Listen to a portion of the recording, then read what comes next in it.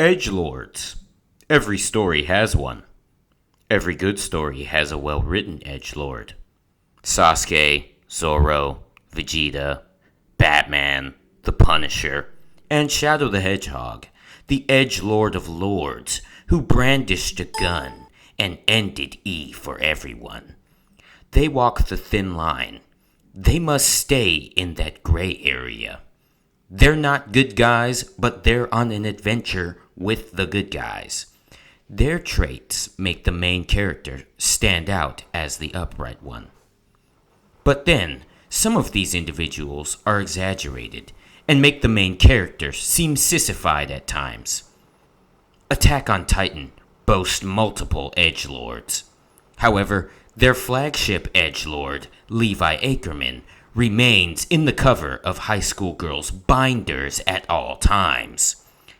To describe his fighting style, while everyone focuses on precision cutting, he comes out of the sky like a Beyblade, a yo-yo with swords, and turns his opponent into onions ready for a hot dog. He has the typical trope where he doesn't smile. I use the term edgelord in place of the correct name for this character archetype, which would be anti-hero. Now, one thing to understand about anti-heroes is that they must have certain personality traits. Remember that for them to tag along, it cannot be for the greater good, but for their own personal gain. They will not get involved at any point if they can't benefit. This causes them to make very morally debased decisions. And though from a reader's standpoint, it may seem as if the plot is taking a detour when they take center stage, anti-heroes are considered main characters from a writing standpoint.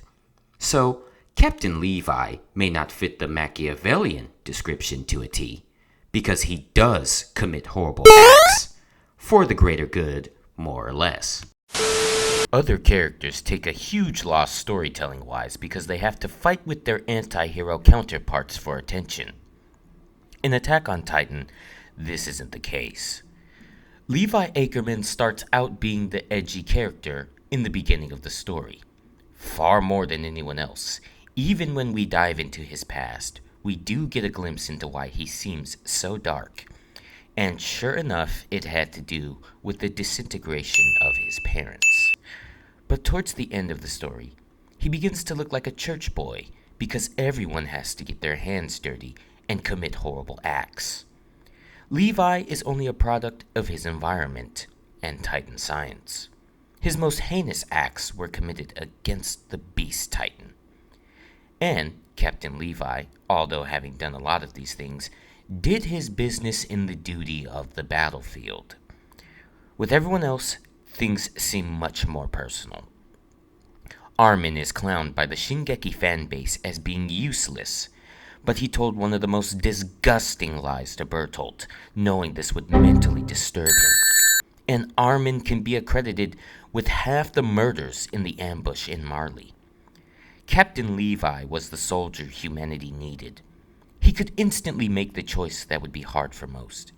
It seemed like if he lived long enough, he would pick off every single Titan beyond the wall on his own before we learned the truth about them. He then had to deal with the fact that he had in fact been killing humans. Humans who had no choice, especially when they ran into him on a scouting mission. Unlike most edgelords, Levi Ackerman doesn't seem to hold himself in such high regard. No completely arrogant statements or hyper-disrespectful famous one-liners, like when Sasuke told us he wanted to kill his brother. It's the coolest thing I ever heard in my life. The genius of the story of Attack on Titan is that it's told from a perspective that gets broader as the story progresses. It's as if you're reading a different story once you get to the later stages, but it's the same story with new revelations. Captain Levi is just trying to make sense out of the situation the Survey Corps is in. He choked Historia, he killed his comrades, he even watched his comrades turn into Titans.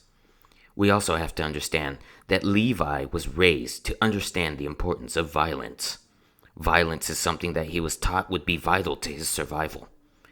Violence is how Captain Levi became an asset to humanity. It's how he was recognized.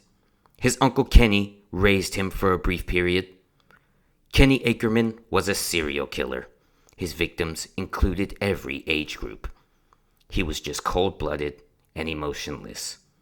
Kenny didn't even finish raising Levi, but in a way, he did, because Kenny being gone almost completed Levi's training in its own way.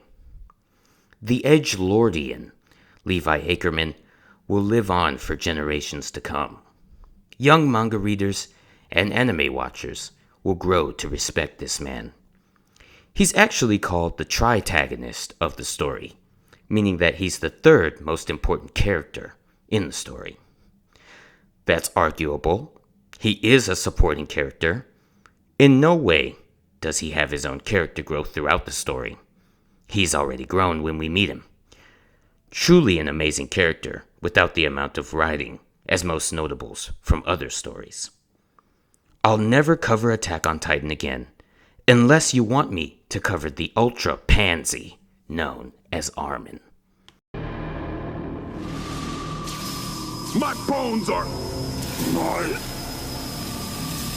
bones.